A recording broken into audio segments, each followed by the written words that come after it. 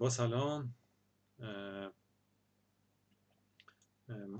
توی این ویدیو من میخوام در مورد کدت کشینگ صحبت کنم که مقاله هستش که در واقع مقاله پایه این هست توسط آقای ایرانی، آقای محمد علی مداح علی، اگه اشتباه نکنم اسمش رو درست گفته باشم، و یه نفر دیگه، یه فکر کنم نیلسن همچین نامی، یا نیلسن همچین نامی داده شد که خیلی معروفه. بزنید اسم مقاله‌ش هم اینه، فاندامنتال،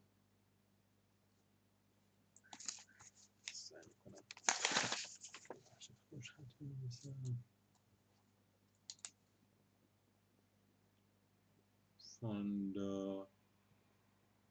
fundamental limits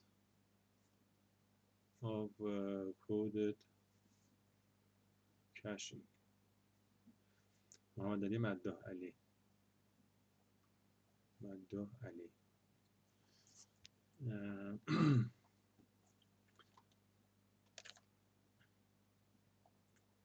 اینو سرچ بکنید، مقاله معروفی و مقاله اصلی هستش که داده شده. روی این خیلی مقاله های دیگه داده شده. این مقاله فکر کنم 2000 رو اگر اشتباه نکنم 12 داده شده.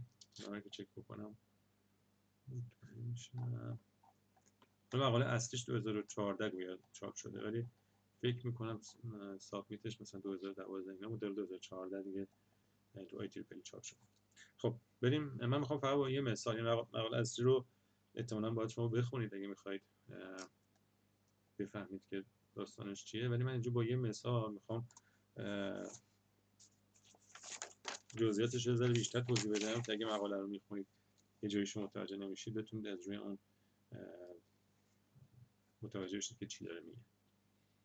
خب مثالی که من میزنم توی مقاله خلاصه به شما اولا چی رو نشون میده. من فرض میکنم که مقدماتش رو میدونید و مقاله رو نگاه کردید، ولی داره به شما میگه که آقا شما برای اینکه بتونید یه سری یوزر داشته باشید که کش دارن و این یوزرها کش های مثلا به طول m دارن و این یوزرها مثلا از 1 تا k هستن، کای بزرگ، همشون هم کششون برابره و به طول m هستش و یه سروری بخواد یه دیتایی رو بفرسته به این یوزرها، به این شرطی که ما بدونیم توی دو مرحله این کار میکنه. یه مرحله تو فاز در واقع پلیسمنت هست، پلیسمنت که گاهی بهش میگن فچینگ تو بعضی مقاله ها، پری فچینگ بخشه که بهش میگن پری فچینگ، یعنی قبل از در واقع قبل از واکشی، فچ کردن میشه واکشیدن دیتا رو گرفت. یه فاز پلیسمنت داریم، خیلی ساده بخوایم بگیم که این سرور ما وقت داره و ریسورس و منابع اینا هم هست، شلوغ نیست، لینک ها اینا، این اما رو پر میکنه با دیتایی که میخواد. خب سرور ما هم n تا فایل داره. خب سرور ما n تا فایل مختلف داره. اون تو فاز اول که فاز پلیسمنت هست این اما رو به یه ترتیبی پر میکنه. در فاز دوم که فاز دلیوری هست، یعنی فرض کن ساعت شلوغی دیتا هست، میخواد یه جوری باشه که این یوزر ما اون فایلی که مد نظرشونه و ریکوست دارن، مثلا فایل ویدیویی که میخوان ببینن رو بتونن بر اساس این امی که دارن و بر اساس این چیزی که از اینجا، این ایکس دیتایی که از اینجا میفرسته سرور، با کمک این دوتا یعنی ایکس و ام، اون فایل مورد نظرشون رو دیکود بکنن بدون دردسر. این خلاصه کاریه که در واقع میخواد این روش کد کشینگ برای ما انجام بده و اون فایل مد نظرش رو با W نشون میده، مثلا WD که هر یوزری میخواد رو بتونه دیکود بکنه. حالا توصیف ریاضی دقیقش رو تو مقاله حتما دیدید. خب من این فرض رو میکنم. من فقط میخوام با یه مثال حالت، یکی از حالتهای مثلا اینو جزئیاتش رو بنویسم که اگه مقاله رو میخونید راحت‌تر بتونید متوجه شید. فرض بکنید این سناریو که ما سرورمون 4 تا فایل داره، 4 تا یوزر هم داریم و هر یوزر هم کشش 2 تا فایل رو میتونه نگه داره. خب در این صورت اون پارامتر تکرار یا تی که توی مقاله تعریف شده که هستش کام تقسیم بر n میشه چند؟ میشه 2. درسته؟ 2 در 4 تقسیم بر 4 میشه 2. و تعداد در واقع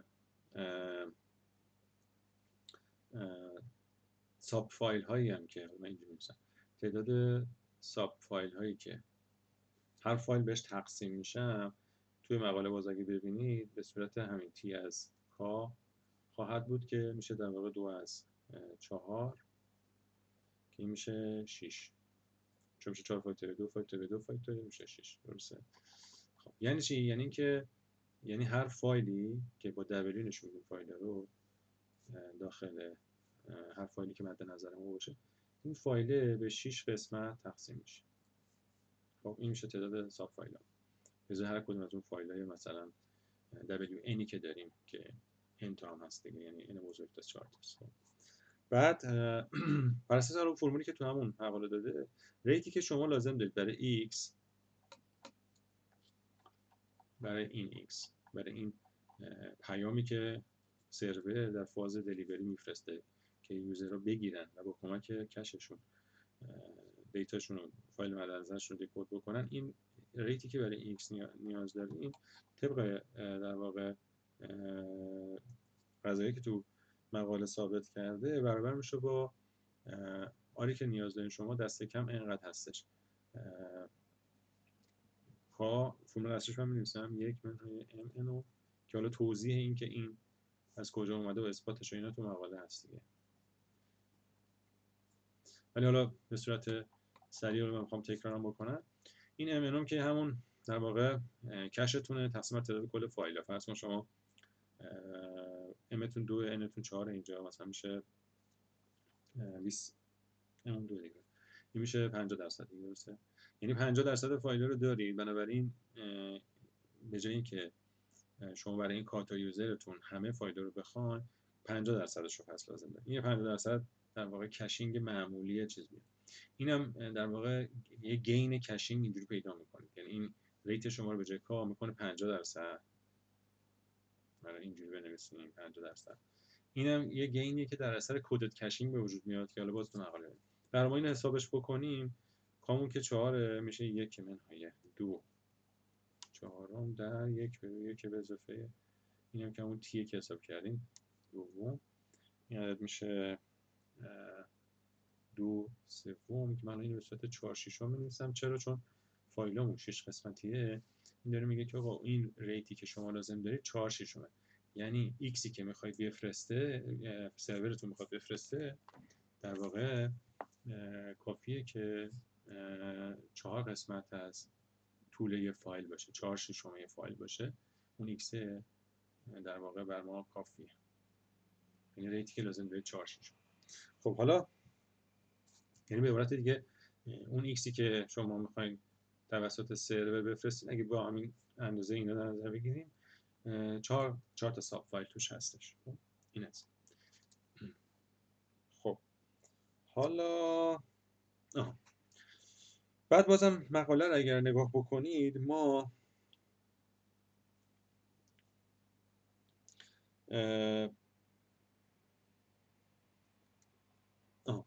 این تی رو که گفتیم در واقع پارامتر تکرار میشه، تکرار فایل، یعنی هر فایل شما 2 دفعه تکرار میشه تو کشاتون، یعنی هر فایلی که سرورتون داره اینجا، هر کدوم از این انتا فایلی که اینجا داریم در مجموع تو این کشات انگار 2 دفعه تکرار شده تو این مسئله ما، چون تیمون 2 در میاد، یعنی هر فایل انگار در مجموع، حالا تیکه تیکم شده ولی بذارید کنار هم دیگه این تیکه رو، انگار این فایل 2 دفعه تو مجموعه این امتا کش تو کل این مجموعه انگار 2 دفعه تکرار شده.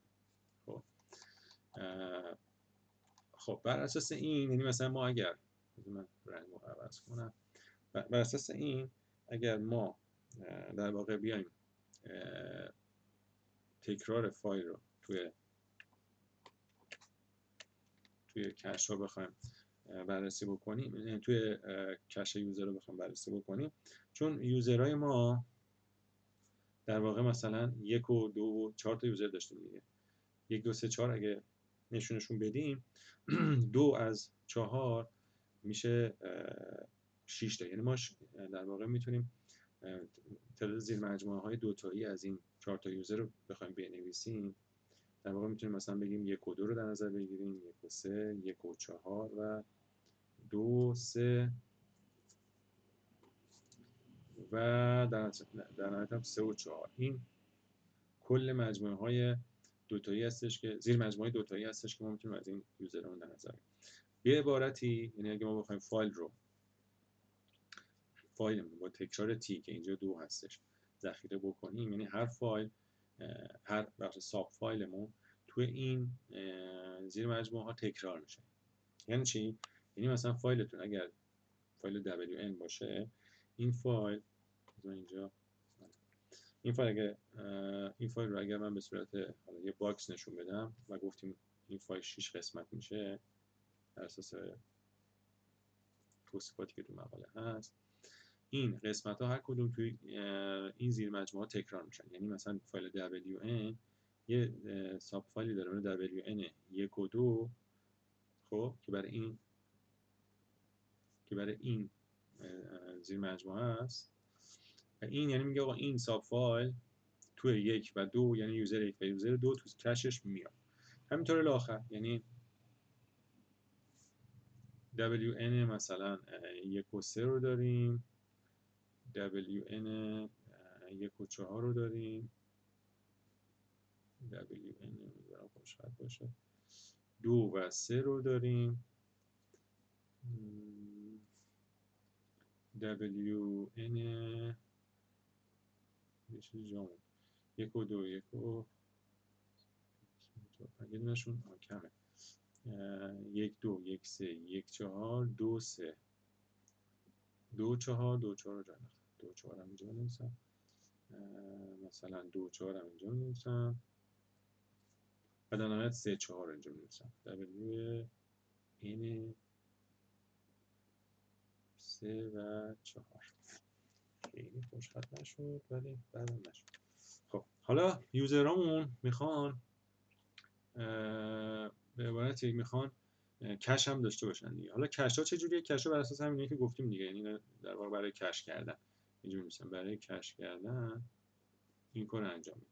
خب برای کش کردن، کش هم با زد نشون میدن. زد 4 تا یوزر داریم، زد 1 زد 2 زد 3 و زد 4.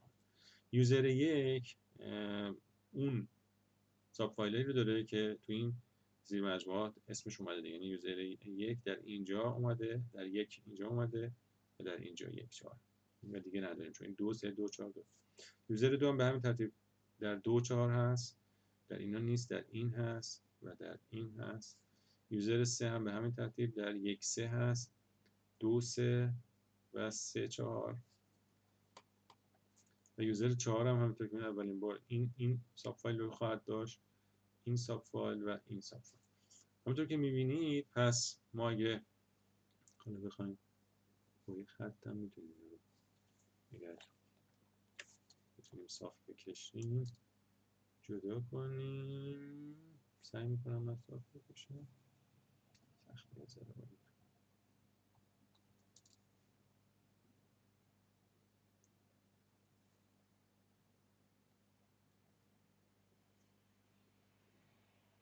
خب اینم به این طرف. خب پس این کشمون هم اینطوری. حالا فرض کنید که یعنی پس تا الان چجوری شد؟ یعنی به هر کدوم از این فایل n ما که n ما میتونه از 1 تا 4 باشه دیگه، درسته؟ n ما میتونه از 1 تا 4 باشه.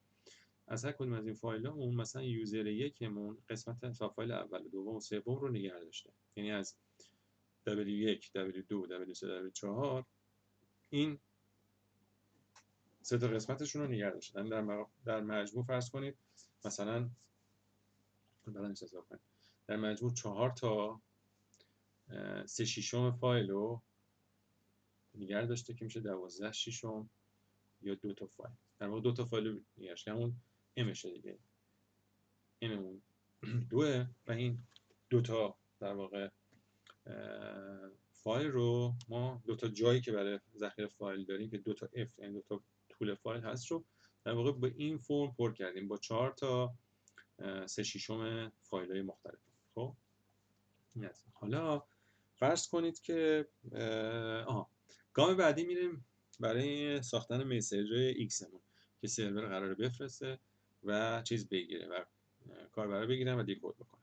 خب برای این کار شما زیر مجموعه های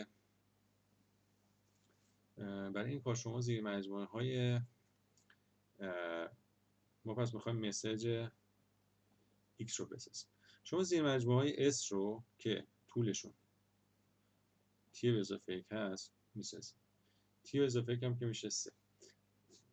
زیر مجموعه های S رو میسازید که طول 3 داره. خب این زیر مجموعه ها از این 4 تا یوزرمون زیر مجموعه های کاربر هاست دیگه. در واقع از 4 تا یوزرمون چند تا زیر مجموعه ستایی داریم. این تعدادشون اینا میشه مثلا 1 و 2 و 3، 1 و مثلا 2 و 4، 1 و 3 و 4، 2 و 3 و 4. تعداد زیر مجموعه های ستایی از 4 تا یوزر میشه چند تا؟ 4 تا. این 4 تا زیر مجموعه ستایی هستش که از 4 تا یوزر داره. حالا چرا این زیر مجموعه ستایی رو در نظر میگیریم؟ چون اینجوری بهتون بگم، هر کدوم از این زیر مجموعه رو که در نظر بگیرید در واقع شما یه فایلی دارین خب که تو 2 تا از اینا مشترکه. چرا؟ چون تیمون 2 بود و ما هر ساب فایل رو تو 2 تا از در واقع یوزرها هم تو که می‌بینی مشترک داشتیم. حالا وقتی 3 تا میگیرید یعنی از این هر کدوم از این زیر مجموعه ستایی یه فایلی هست که تو 2 تا از اینا مشترک. خب این است. اینو داشته باشین. حالا فرض کنید که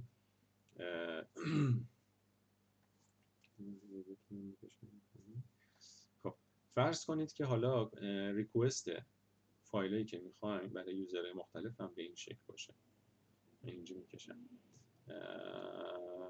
ریکوست یوزر 1 تون، یوزر 2 تون، یوزر 3 تون و یوزر 4 تون. فرض کنید ریکوستاتون باشه مثلا این فایل 3 رو میخواد، این فایل 4 رو میخواد، این فایل 2 رو میخواد، این فایل 1 رو میخواد. خب خب ریکوست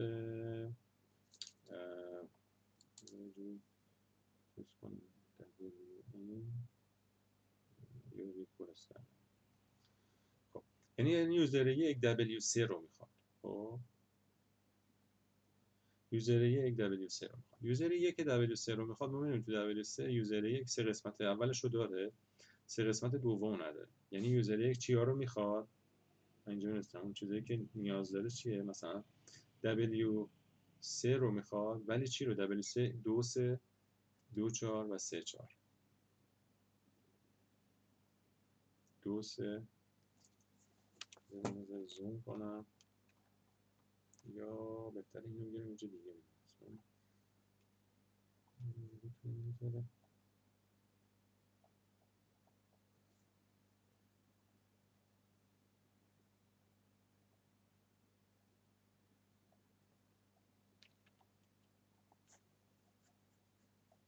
خب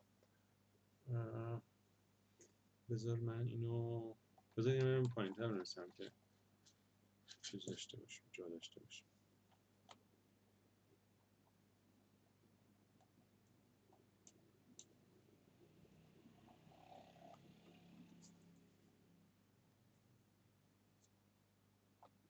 خب بیام اینجا بنویسم. فرض کنید پس ما یوزر 1 یوزر 2 یوزر 3 یوزر 4 رو داریم و 3 4 2 1 و ریکوستاشون هم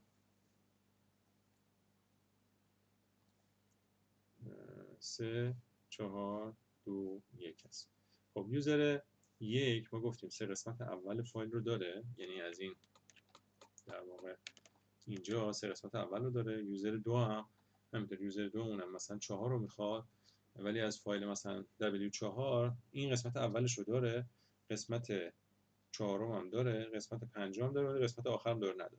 یعنی قسمت در واقع 2 3 و 6 رو میخواد. همینطور الاخر. حالا من برای اینکه اینو بتونیم یه جوری بتونم اینو کپی کنم هیچ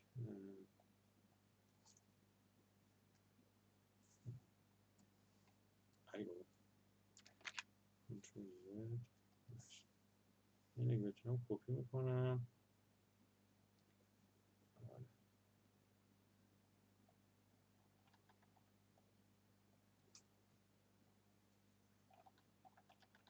اینجا پست میکنم که ما بتونیم اینو ببینیم کنار خودمون داشته باشیم.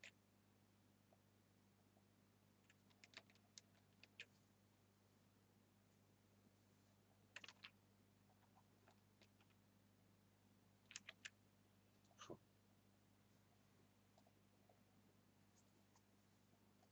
خب اینو اینجا پست کردم که ببینیمش. ما بخوام پس ادامه بدیم، ما یوزر یکمون فایل 3 رو میخواد، ولی فایل 3 این سه قسمتش رو لازم داره، یعنی 2 3 2 4 3 4، یعنی W 3 2 3 W 3 2 4 و در نهایت W 3 3 3 4 رو لازم.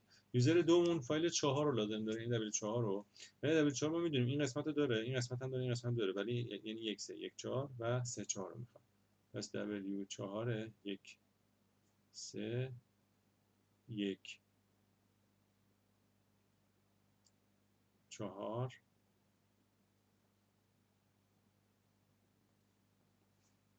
و W4 آخریش 3 4 رو لازم داره. درسته؟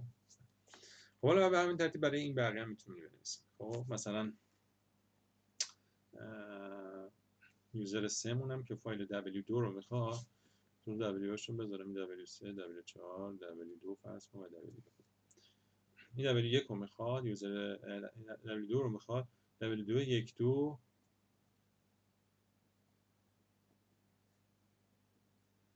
W2 یوزر 3 مونه دیگه، 1 4 W2 2 4. همونطور یوزر آخرم که W1 رو میخواد، W1 1 2 W1 1 3 W1 2 3.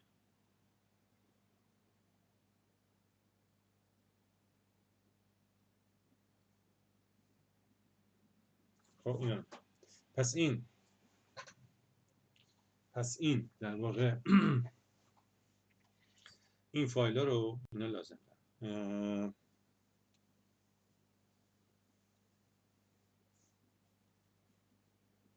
خب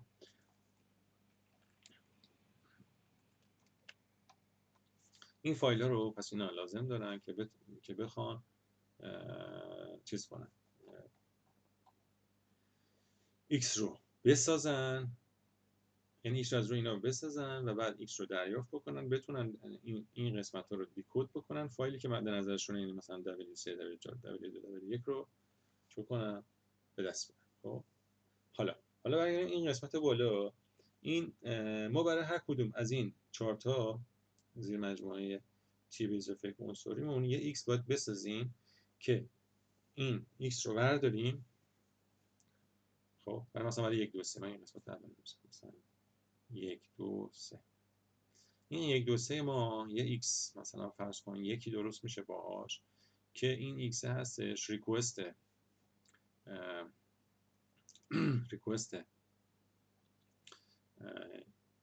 یوزر 1. خب اون قسمت هایش که تو 2 3 هست رو بر ما بذار. خب من این حساب بکنم، یه مرور بکنم اشتباه نگم یه چیزی رو.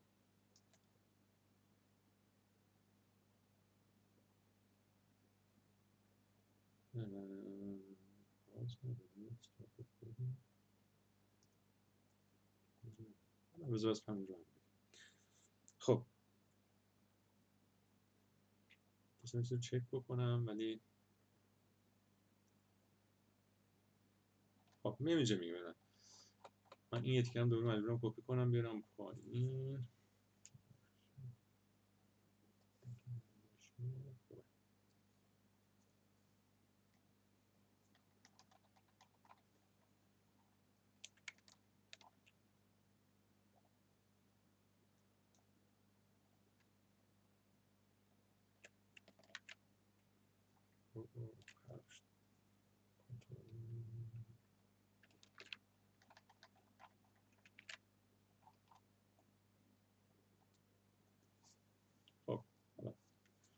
خب ما برای هر کدوم از این در واقع زیر مجموعه ها یه مسیجی باید درست بکنیم و اون مسیج رو بفرستیم بره. خب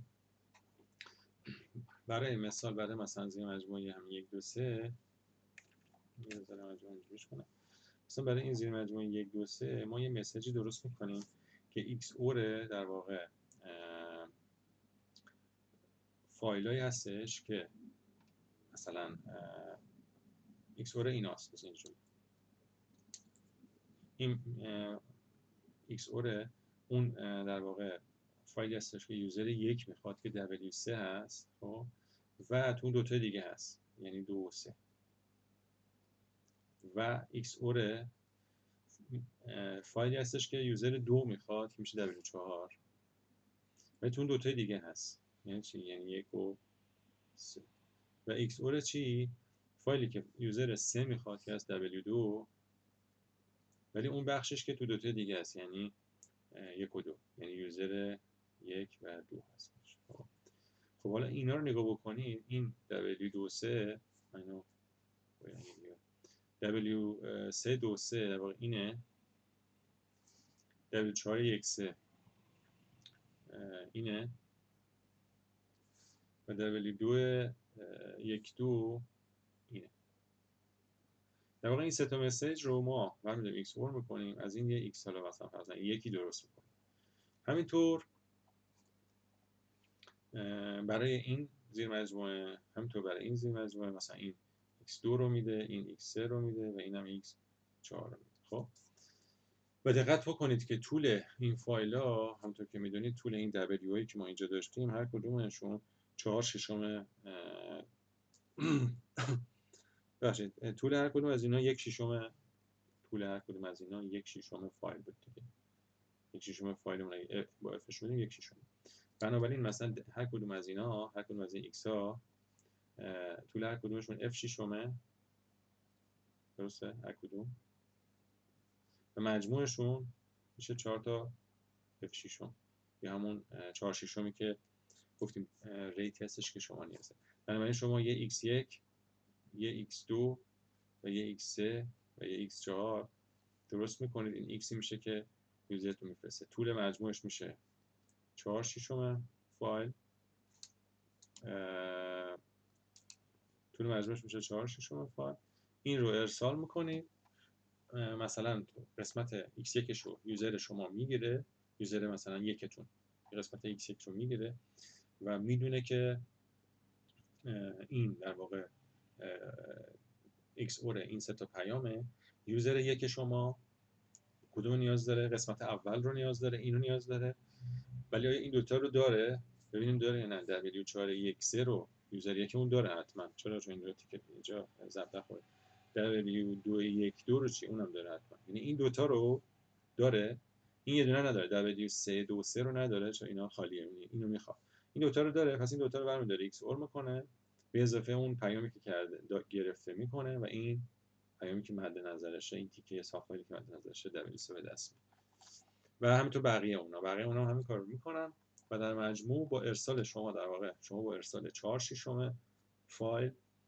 همه مسیجایی که این 4 تا یوزرتون میخوان رو دیکود میکنید یعنی به جای که شما 4 تا f بفرستید با 4/6 f یعنی به جای که شما 4 تا فایل بفرستید با 2/3 فایل ریکوست همه 4 تا یوزرتون رو چیکار میکنید برآورده میکنید یعنی این یوزراتون اینجا لازم نیست 4 تا فایل بفرستید برای اینا بلکه 4/6 فایل بفرستید. فرض بگیرید که بذار مثلا بزنیم من یه آخرش سریع بگم مثلا فرض کنید یه فایل ویدیوه یه فایل مثلا ویدیو کوتاه مثلا ویدیو کوتاه مثلا یوتیوب هر چی هست مثلا این ویدیو مثلا 1 مگا اگر ویدیوش 1 مگابایت باشه در این صورت شما لازم به جای که 4 مگابایت بفرستید کافیه 4/6 یا 2/3 مگابایت یعنی حدود 600 کیلو بفرستید به جای 4 مگابایت کافی 600 کیلو بفرستید و اینا میتونن اون فایلی که میخوام ببینن. همین امیدوارم که به درد